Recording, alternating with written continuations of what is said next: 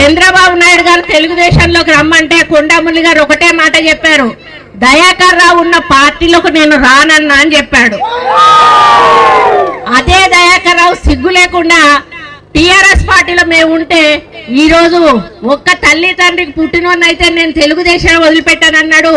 మరి ఆయన ఒక్క తండ్రికి పుట్టిండో ఎంతమంది తండ్రులకు పుట్టిండో నాకైతే తెలియదు. కానీ ఈ రోజు మళ్ళీ టిఆర్ఎస్ పార్టీలో మేము ఉండగా జాయిన్ అయ్యాడు.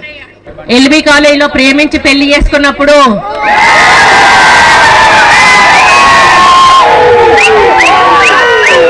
నా జీవితం అయ్యో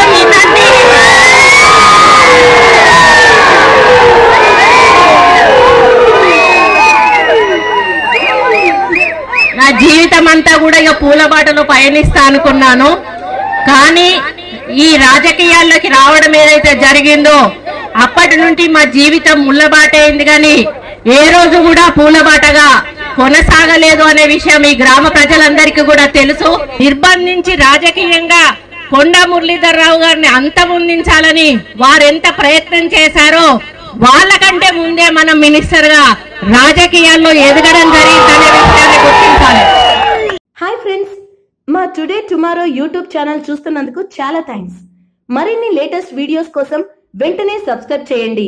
అలాగే ఈ బెల్ ని కూడా రింగ్ చేసేయండి. మా నోటిఫికేషన్స్ అన్ని మీ మొబైల్లో వస్తాయి. అలాగే మా వీడియోస్ మీకు నచ్చితే లైక్ చేయండి, షేర్ చేయండి, నచ్చకపోతే కామెంట్ చేయండి.